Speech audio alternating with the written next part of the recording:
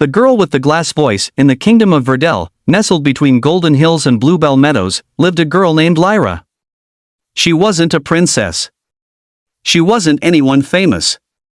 But she had a voice so beautiful that people claimed it could make birds pause in mid-flight and bring flowers to bloom early. Hit that subscribe button for more interesting stories. But Lyra didn't sing for herself, she sang for applause, and so her life became a concert she didn't enjoy, one where every note was chosen to please, not express. Her gift was discovered when she was just 7, humming alone beneath a willow tree. A noble passing by heard her and brought her to the palace. From that moment on, her days were scheduled, her voice trained, her image crafted. Compliments were constant. You'll be famous one day. You're the pride of Verdell. What a gift! But none of these words reached her heart. In fact, they slowly chipped away at it. Because no one ever asked her if she liked to sing. Or what she wanted to sing. One day, during a grand banquet in the palace, she sang a flawless melody. The room erupted with claps. A duke even wept. But Lyra smiled only with her mouth, not her eyes. Your voice is a miracle, a countess whispered. I feel empty, Lyra replied. The countess blinked. Don't be silly. People would kill to be you. So Lyra stayed quiet, and so the girl with the voice that moved others could not speak for herself. One foggy morning, after yet another performance where she pretended to be happy, Lyra wandered into the forest near the edge of the kingdom. No one noticed. Not even the queen who claimed to adore her. Not even her manager who polished her like a gem. She kept walking. Deeper and deeper. The applause became echoes. The silence grew louder. And at last, her feet brought her to a strange grove. Still, silent, and glowing faintly silver, there sat an old woman spinning threads from moonlight. Welcome, child. I didn't know anyone lived here.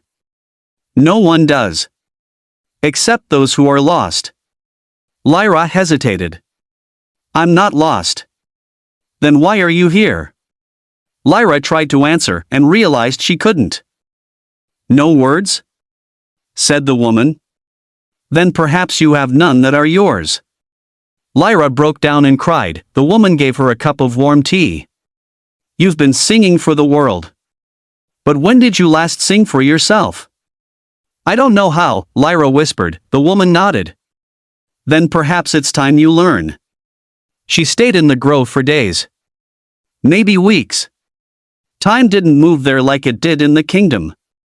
The woman gave her no orders, no praise, no stage. Only questions. What hurts the most? When did you last laugh and mean it? Whose words do you carry that do not belong to you? Lyra began to write songs. Ugly ones. Angry ones.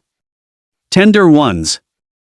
Songs no one would clap for, but songs that were real. She found melodies in her tears, harmonies in her silence. One morning, she sang a song so raw it felt like her soul was unraveling. And the old woman said, That was your voice. Not glass. But bone and blood and breath. Lyra looked into the stream nearby, and for the first time, saw not the performer, but the person. When she returned to the kingdom, she was different. She wore no fancy gown. She didn't bow. She spoke slowly. Clearly. And when she sang, it was a lullaby for a sick child, not a concert for nobles. What happened to her? Some asked. She used to be perfect. She used to be empty, others answered. Her manager tried to stage a comeback tour. No, Lyra said. Not anymore. But your voice is not yours to sell. The queen called her to the palace. You belong here, Lyra. With us. I belong where I am heard, not just listened to. The queen was silent, and Lyra left. She made a home in the meadows. Taught children to sing. Sang lullabies to the lonely. Her voice softened. Became richer. Not because of training, but because now, it was full of her. She no longer craved applause. But when it came, she accepted it.